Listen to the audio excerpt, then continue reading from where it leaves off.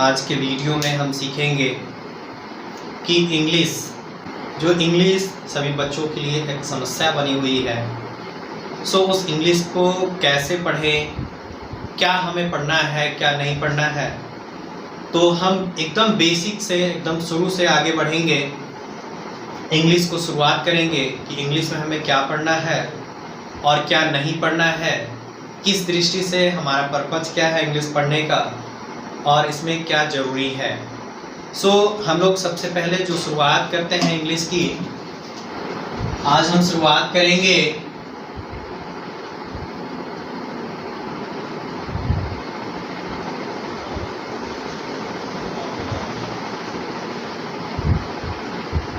English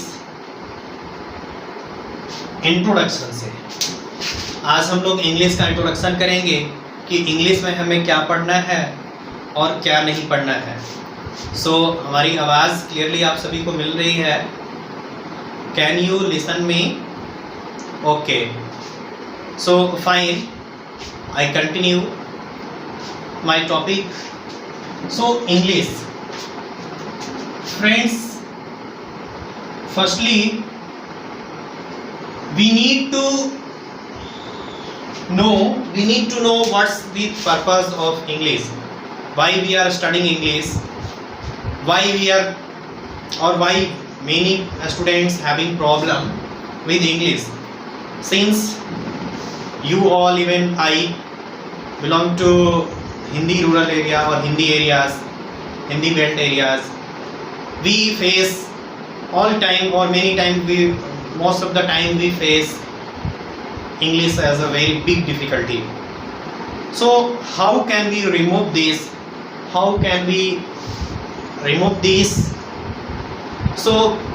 Firstly I start.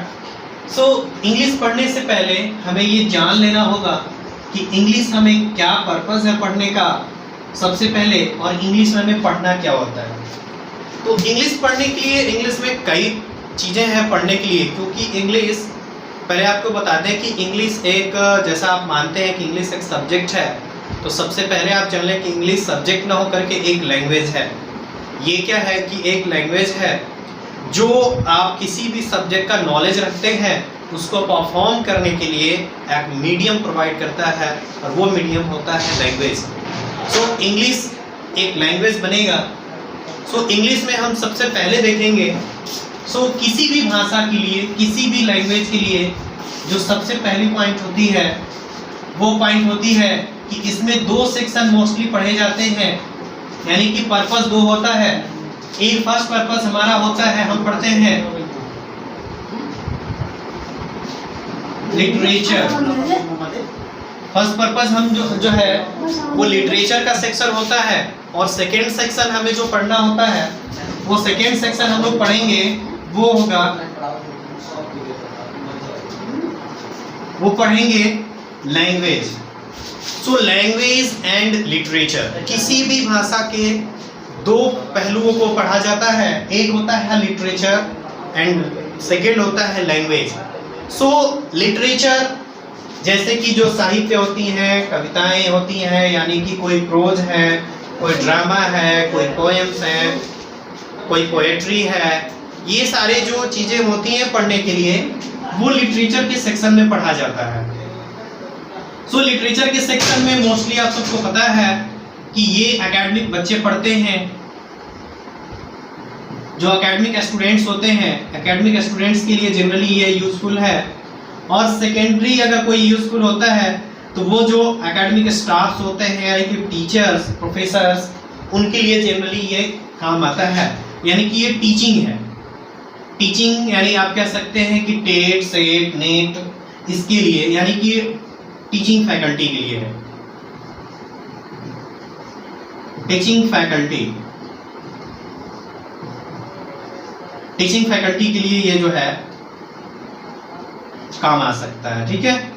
लेकिन हमें जो है कंपटीशन के लिए हम लोग पढ़ेंगे, अगर हमारा पर्पज होता है SSC, UPSC, UDC, LDC, CDS, और यूपीएससी में आपको NDA, air force, navy, defence, even की पुलिस, तो कुछ एक एग्जाम्स को छोड़ करके सभी एग्जाम्स में इंग्लिश पूछे जाते हैं। तो इसलिए बहुत ज़रूरी हो जाता है इंग्लिश को जान लेना, क्योंकि भाषा पे कमांड होना बहुत ज़रूरी होता है। आपका भाषा जितना बेहतर होगा, आपका लैंग्वेज जितना बेहतर कमांड होगा लैंग्वेज पे, आप उतनी अच्छी लिख सकते हैं। अगर हम आपको पढ़ा रहे हैं, अगर आप हमारी बातों को अच्छे से समझ पा रहे हैं, तो ये जो हमारे अंदर जो नॉलेज है, तो नॉलेज वो सब्जेक्ट भरा हुआ है, उस सब्जेक्ट को, उस नॉलेज को हम प्रेजेंट करते हैं लैंग्वेज के ही माध्यम से। तो हालांकि हमारा जो नॉलेज है वो इंग्लिश ही है, और हमारा जो प्रेजेंट कर रहे हैं, जो परफॉर्म कर रहे हैं, वो भी इंग्लिश ही है। लेकिन वो चीज़ें हम आपको जो सेकेंड सेक्शन आता है लैंग्वेज, यानी हम लोग बात करेंगे भाषा की। कंपटीशन के मकसद से, कंपटीशन के पर्पस से जो जनरल इंग्लिश हम लोग पढ़ते हैं, इसको आप अगर या तो जनरल इंग्लिश कहते हैं या कॉम्पिटिटिव इंग्लिश कह लीजिए। कोई इसे जनरल इंग्लिश बोलते हैं, कोई इसे जनरल इंग्लिश बोलते हैं, और कोई इसी को कॉम्पिटिटिव इंग्लिश बोलते हैं।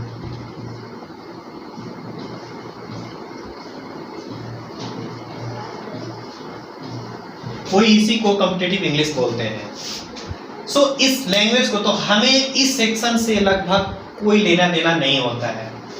लेकिन जो बच्चे होते हैं, जो स्टूडेंट्स होते हैं 8, 9, 10 और 11, 12, इन सभी बच्चों को, इवन की जो ग्रेजुएशन करते हैं, मास्टर करते हैं इंग्लिश ऑनर्स और ये सब, तो उन्हें यानी एकेडमिक स्टूडेंट्स जो होते हैं उन्हें ज़रूरत पड़ती है, या फिर टीचिंग फैकल्टी जो इंग्लिश पढ़ाती है कॉलेजों में, स्कूलों में, उन्हें ये जरूरत पड़ता है लिटरेचर सेक्शन को पूरा करना।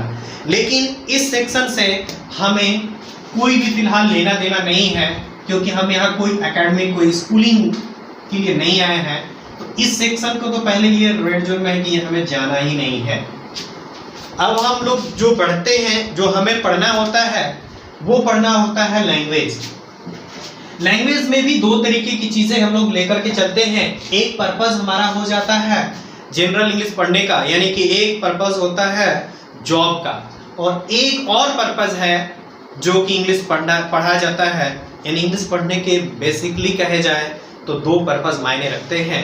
वैसे तो इंग्लिश के बहुत ज़्यादा पर्पस है, बहुत ज़्यादा बेनिफिट हैं, लेकिन इंग्लिश के मेन तौर से दो बेनिफिट माने जाते हैं। यानी कि अगर आपने इंग्लिश लैंग्वेज पे कमांड किया है तो आप क्या है, फर्स्ट थिंग्स जो होता है वो जॉब, और सेकेंड थिंग्स जो आपकी आती है वो होती है प्रेस्टीज।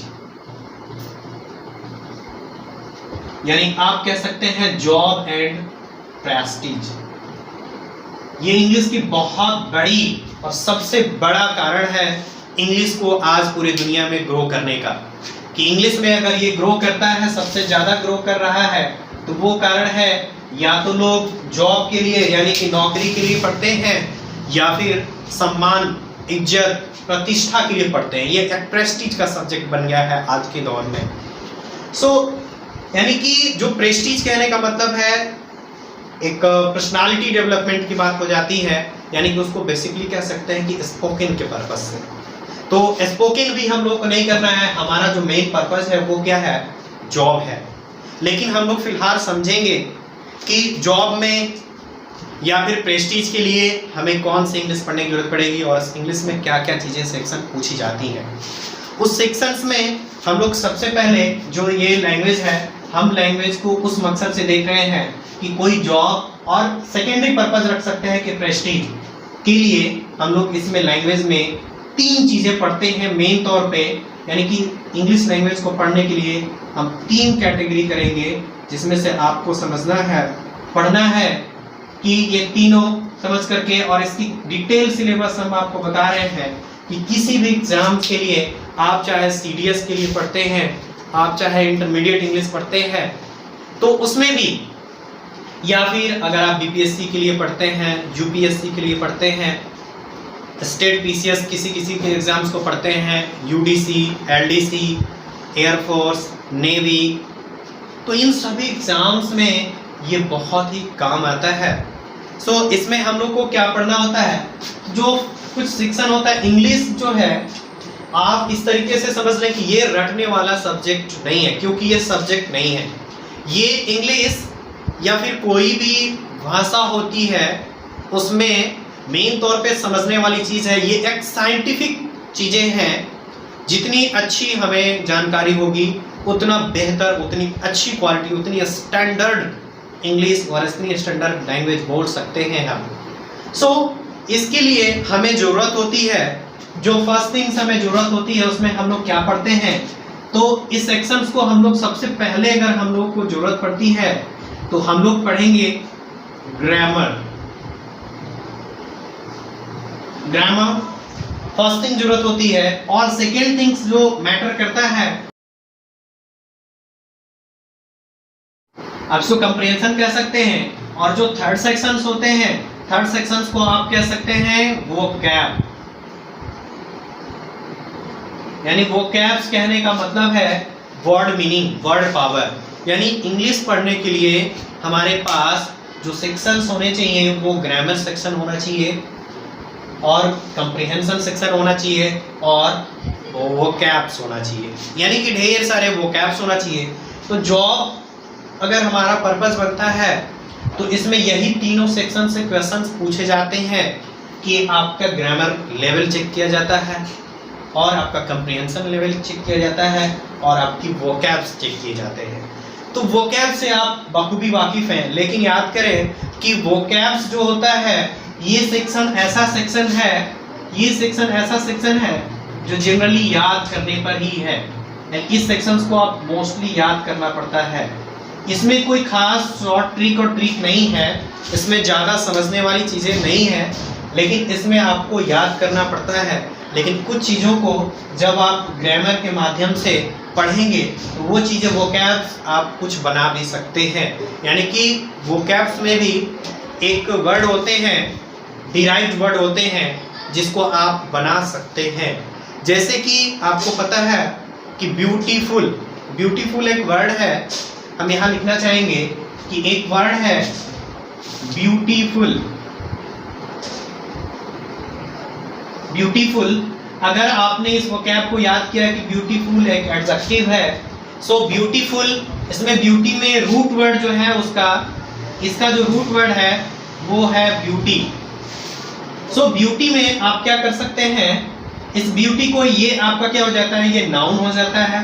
ब्यूटीफुल आपका क्या है, वो एडजेक्टिव है।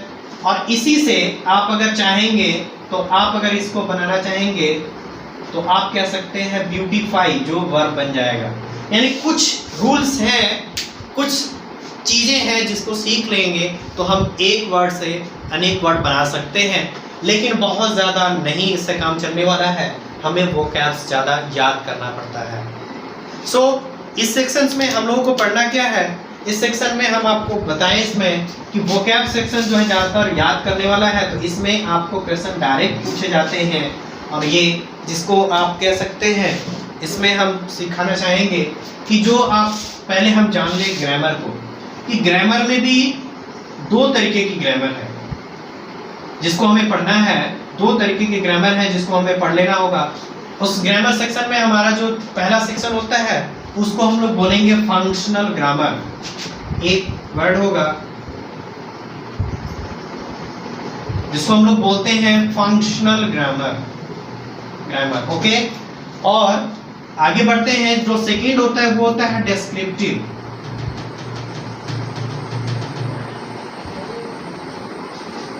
Descriptive grammar. सो आप फंक्शनल ग्रामर को और डिस्क्रिप्टिव ग्रामर को, आप इसके अंतर को जब समझेंगे तो ही आप काम कर सकेंगे। सो फंक्शनल ग्रामर में आप इसके एग्जांपल्स में अगर हम लिखे हैं तो फंक्शनल ग्रामर में सबसे मोस्ट इंपोर्टेंट जो आप पढ़ते हैं, जिसमें आप पढ़ते हैं parts of speech. Parts of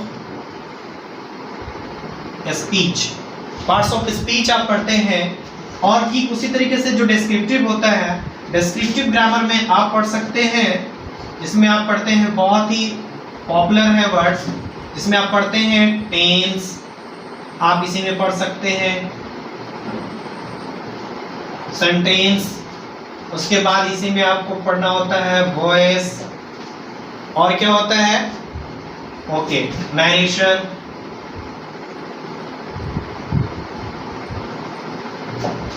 और भी इसमें आपको हो सकते हैं लाइक के आप कह सकते हैं क्वेश्चन टैग्स, फिर आपको पूछे जा सकते हैं क्वेश्चन टैग के बाद जो है वो ट्रांसफॉर्मेशन,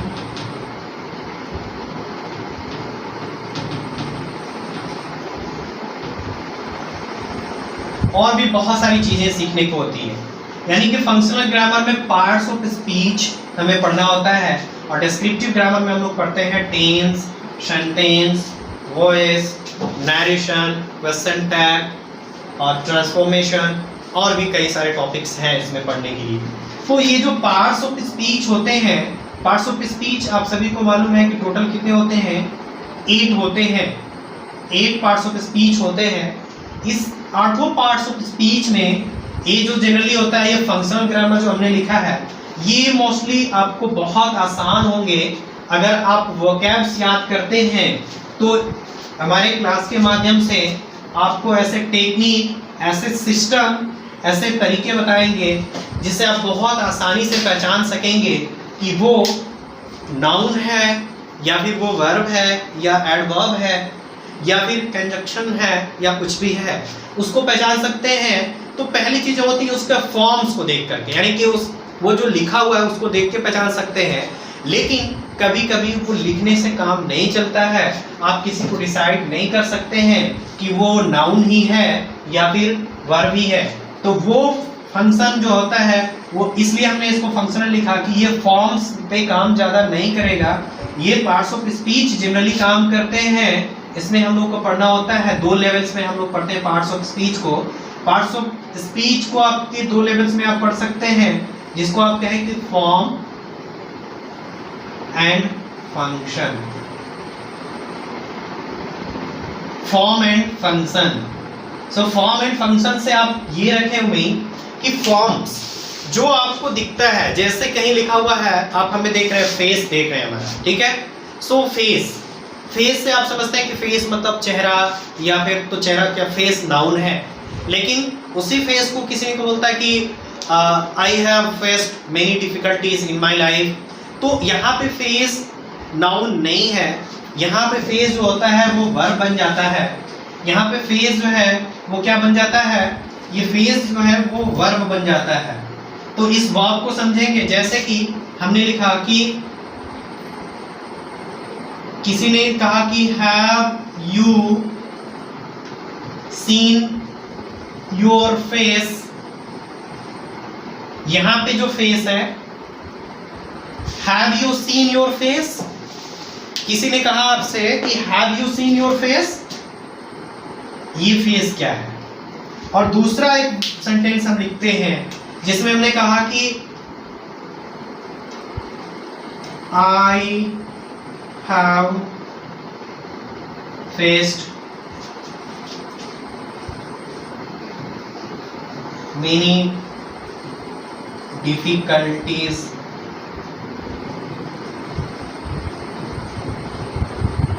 इन माई लाइफ। यहां पे आप देख सकते हैं कि जो यहां पे फेस आया है और यहां एक फेस है, इस दोनों में अंतर है। यानी फॉर्म तो एक है, दोनों लिखा हुआ है फेस, लेकिन ये फेस आप ऐसा ना समझें कि ये फॉर्म्स में कि ये फेस जो है वो चेहरा को कह रहा है तो वो नाउन होगा।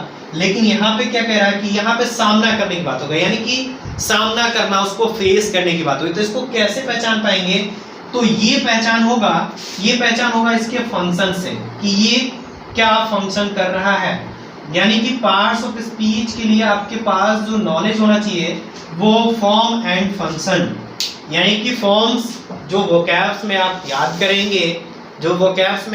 करेंगे, या ऑलरेडी आपको बहुत सारा वोकैब्स, बहुत सारा general verbs, general noun, general words आपको बहुत सारे याद होंगे। तो वो वर्ड्स है, वो फॉर्म्स है। एक फॉर्म आपको है जनरली दिया गया, लेकिन जब तक उसके फंक्शन को नहीं जानेंगे, उसके काम को नहीं जानेंगे, तब तक हम लोग डिसाइड नहीं कर सकते हैं कि वो नाउन है कि वर्ब है कि एडवर्ब है या कुछ भी, या एडजेक्टिव है। तो जब अगर आप इसको फंक्शन को जान लेंगे तो आप बहुत आसानी से, चाहे कॉमन एरर बनाना होता है या फिर आपको कॉमन एरर बनाना हो, सिंटैक्स करना हो, या फिर बहुत सारा चीज़ें फिल इन द ब्लैंक करना हो, तो आप उस पर पढ़ सकते हैं। ठीक है, अब उसके बाद जो होती हैं, अब हम आपको आते हैं अपने नेक्स्ट पे, जिसमें डिस्क्रिप्टिव हो गया, फंक्शनल ग्रामर में हमने बता दिया कि आपको किस बेस पे पढ़ना है। और अब आते हैं कंप्रीहेंशन। सो कंप्रीहेंशन में आपको क्या पढ़ना होता है? सो कंप्रीहेंशन में आपको जो पढ़ना होता है, या पढ़ना क्या होता है, इसमें जो पूछा जाता है, इसमें आपने अगर कुछ वोकैब्स याद कर लिए हैं और उस वोकैब्स को फॉर्म एंड फंक्शन के अनुसार फॉर्म जान गए वहां से, और उस फॉर्म को फंक्शन के हिसाब से उसको जान गए, टेंस, वॉइस, सेंटेंस, नरेशन भी आप अगर कर लिए, तो आपका कंप्रीहेंशन लेवल, यानी आपकी समझ क्या डेवलप हुई है, आपकी समझ कितनी बढ़ी हुई है, इसको यहाँ पे चेक किया जाता है, जिसमें आपसे पूछा जा सकता है, आपसे जो है बोर्ड क्वेश्चन कर सकता है, जिसमें कि आपसे क्वेश्चन हो सकता है cloze test, filling blank, filling हो सकता है, क्लोज टेस्ट हो सकता है, आपसे पूछा जाए, या फिर आप समझते हैं कि आपसे पूछा जाता है PQRS, इसी को लोग सेंटेंस अरेंजमेंट भी कहते हैं, सेंटेंस अरेंजमेंट, या फिर आपसे पूछा जाए PQRS में, यानी कि PQRS सेंटेंस अरेंजमेंट करते हैं, या फिर आप कहे ये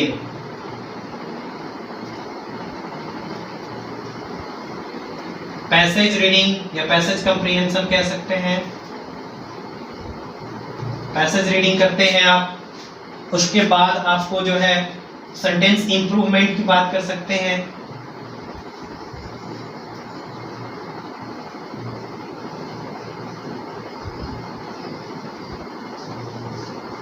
सेंटेंस इंप्रूवमेंट की बात कर सकते हैं। उसके बाद जो है कुछ चीजें, तो ये सेक्शंस आपको कंप्रीहेंशन आपका कितना हुआ है इसको समझ सकते हैं। और अगर हमने पार्ट्स ऑफ स्पीच यहाँ पढ़ा दिया है आपको, तो यहीं पे हम आपको कॉमन एरर पढ़ा देंगे, यानी कि कॉमन एरर जो होता है उसको हम लोग जान लेंगे, लेकिन इस कॉमन एरर को हम जनरली आपको यहीं पढ़ा देंगे। और इसमें हम जान लें कि आप इसको क्या पढ़ना होगा, जैसे कि पार्ट्स ऑफ स्पीच में आप क्या क्या पढ़ते हैं कि नाउन पढ़ेंगे, प्रोनाउन पढ़ते हैं, एडजेक्टिव पढ़ते हैं, या फिर आपको वर्ब पढ़ते हैं, या फिर एडवर्ब पढ़ते हैं, प्रीपोजिशन पढ़ते हैं।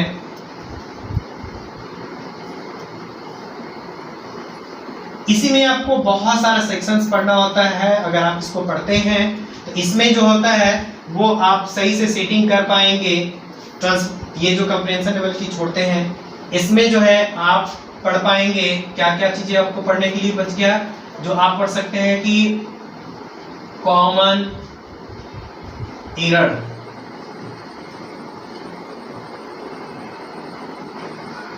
कॉमन एरर भी, या फिर आपको पढ़ना होता है सिंटैक्स, सिंटैक्स कह सकते हैं, या फिर सब्जेक्ट वर्ब एग्रीमेंट, उसी को आप लोग बोलते हैं।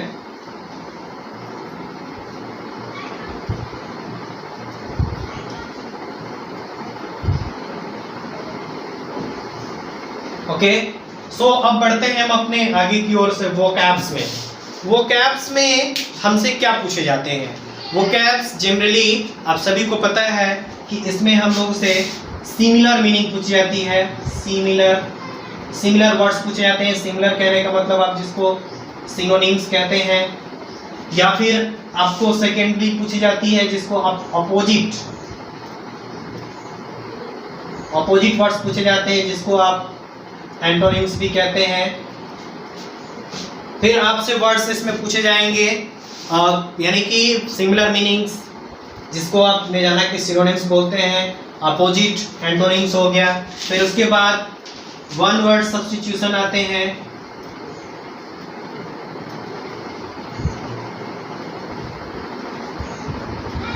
वन वर्ड सब्स्टिट्यूशन आते हैं। फिर उसके बाद आपको पढ़ना होता है idioms and phrases,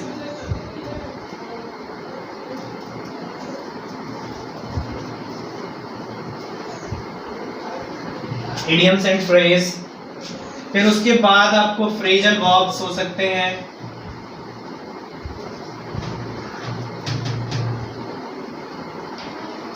phrasal verbs पढ़ने के लिए आपको याद करना पड़ेगा।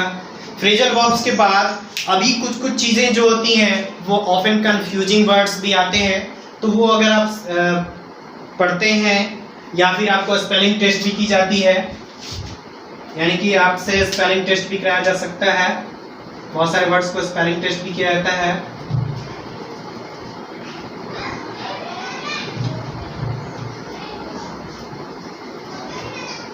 या फिर अब आजकल के कुछ नए ट्रेंड में एसएससी में, यूपीएससी, सीडीएस, सीजीएल, ये सब के ट्रेंड में कुछ नए वर्ड्स जुड़ते जा रहे हैं, क्योंकि बहुत सारा कंपटीशन है, बहुत सारे बच्चे हैं, तो इसमें बहुत सारी चीज़ें पढ़ने के लिए कुछ नए चीज़ें बढ़ गई हैं, जो बहुत अब जाकर के कुछ इसका दायरा बढ़ा है, जिसमें आपको फॉरेन वर्ड्स भी पूछे जाने लगे हैं। फॉरेन वर्ड्स कहने का मतलब है कि जैसे आप एक वर्ड्स बहुत ज़्यादा फेमस वर्ड, जैसे कि लैंग्वेज को ही हम लोग कहते हैं लिंगुआ फ्रैंका। सो लिंगुआ फ्रैंका बोलते हैं, तो लिंगुआ फ्रैंका कहने का भी मतलब हो गया कि कॉमन लैंग्वेज बोलते हैं। इसका जो इंग्लिश में मीनिंग होगा वो होता है कॉमन लैंग्वेज के लिए कह सकते हैं। तो इसमें आपको कुछ फॉरेन वर्ड्स पूछे जा सकते हैं। अब ये ट्रेंड हुआ है और फॉरेन वर्ड्स के भी पूछे जाने के। तो ये सेक्शन हो गया जिसमें हमने आपको बताया कि वो कैप सेक्शन से आपसे क्वेश्चन इस तरीके से पूछे जा सकते हैं, चाहे आप एसएससी की तैयारी करते हो या फिर यूपीएससी की तैयारी करते हो या फिर एनडीए, सीडीएस, यूपीएससी और आपको एयरफोर्स, नेवी, यूडीसी, एमटीएस या फिर स्टेट पीसीएस में भी कहीं पूछे जाते हैं, बिहार पुलिस, यानी कि पुलिस में भी क्वेश्चन 10-5 क्वेश्चन आपसे पूछे जाते हैं। उन सब में सिर्फ यही टेस्ट किया जाता है कि आपके वोकैब सेक्शंस को चेक किया जाता है, आपको कंप्रिहेंशन लेवल को चेक किया जाता है और आपके ग्रामर कॉम्पिटेंस को चेक किया जाता है कि ग्रामर आपकी कैसी है। बाकी जो लिटरेचर सेक्शन है उस सेक्शन से आपको ज़्यादा ज़रूरत नहीं होता है, ज़्यादा ज़रूरतें नहीं होती हैं, लेकिन एकेडमिक के जो स्टूडेंट्स होते हैं, जो एकेडमिक के बच्चे होते हैं या एकेडमिक के टीचर्स होते हैं, उन्हें ज़रूरत होती है इस पार्ट की भी, क्योंकि उनकी जान सिर्फ ऐसा नहीं कि सिर्फ लिटरेचर पढ़ना है। आपके लिए है कि आप लिटरेचर सेक्शन को छोड़ करके आप सिर्फ लैंग्वेज सेक्शन को सीखते हैं, लेकिन जो बच्चे वो लिटरेचर के हैं, जो टीचर्स लिटरेचर में हैं, उन्हें वर्ड्स वोकैब्स की जरूरत भी पड़ती है, उनका ग्रामर लेवल भी अच्छा होगा, आना चाहिए अच्छा, और कंप्रीहेंशन भी होना चाहिए, जिससे वो स्टोरी को, जिससे वो ड्रामा को, कोई पैसेज को, कोई स्टोरी को, कोई पोएम को, कोई प्रोज को अच्छे से समझ सके और अपने सामने वाले को, अपने सामने स्टूडेंट को समझा सके।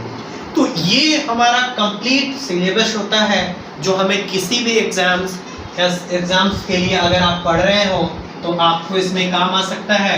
जैसे हम कुछ एग्जाम्स के नाम लिख देते हैं जिसको आप अपने साथ शामिल करें, चाहे आप एसएससी की तैयारी करते हैं, एसएससी है या फिर आपका सीजीएल है,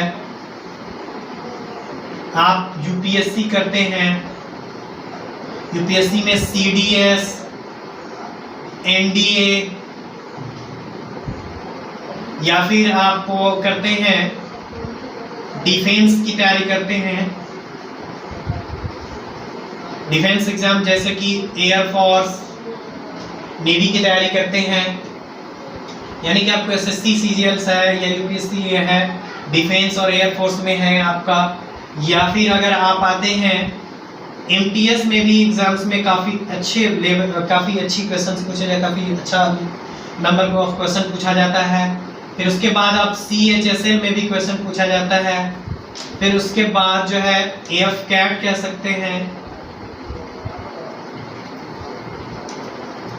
एफ कैट में भी क्वेश्चन पूछा जाता है, पुलिस में भी क्वेश्चन पूछा जाता है। ये सारे क्वेश्चन हैं, और इसके अलावा भी बहुत सारे यूनिवर्सिटी एंट्रेंस एग्जाम में भी क्वेश्चन पूछे जाते हैं इंग्लिश से, यानी कि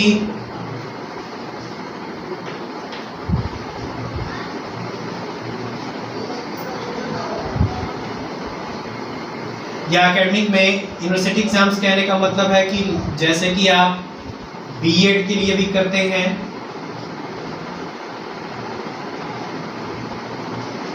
बीएड में आपसे क्वेश्चन इससे पूछा जा सकता है, एलएलबी के लिए आप फॉर्म भरते हैं उसमें क्वेश्चन पूछे जाते हैं, एमबीए में क्वेश्चन पूछे जा सकते हैं, यानी कि बहुत बड़ा दायरा है इंग्लिश का।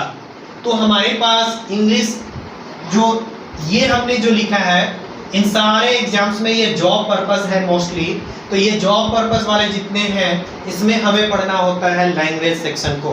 तो इस सेक्शन में हमें फोकस करना होगा ये सारी चीज़ें पे। हमको लिटरेचर से अभी फिलहाल लेना देना नहीं है, ये सिर्फ उनके लिए काम आता है जो एकेडमिक स्टूडेंट्स हैं और टीचिंग फैकल्टीज़ हैं, उनके लिए काम आ सकता है ये पढ़ने के लिए। जिसमें कि आप प्रोज पोएट्री और ये सब पढ़ते हैं, ये सारी जानकारियाँ, तो ये हमारा कंप्लीट सिलेबस होता है। अगर आप इसको अच्छे से देखते हैं, समझ जाते हैं कि इंग्लिश में हमें पढ़ना क्या है, तो आप बहुत ही अच्छा कर सकते हैं इंग्लिश में। ये हमारे इंग्लिश का फर्स्ट क्लास का इंट्रोडक्शन रहा। ये इंट्रोडक्शन क्लास हमने इंग्लिश में दिया आपको, और इस इंट्रोडक्शन क्लास से अब हम लोग जो नेक्स्ट आपको वीडियो देंगे वो इंग्लिश लैंग्वेज की सबसे पहले बेसिक क्लास हम शुरू करेंगे। इंग्लिश में हमें बेसिक ज्ञान क्या होना चाहिए। इसके साथ ही अगर हमारा वीडियो आपको पसंद आता है और हमारी क्लास अच्छी लगती है तो आप हमारे चैनल्स को सब्सक्राइब करें और बेल आइकन भी प्रेस कर लें। अपने दोस्तों को ज़्यादा से ज़्यादा शेयर करें और लाइक करें। थैंक्स, फिर मिलेंगे अगले वीडियो में।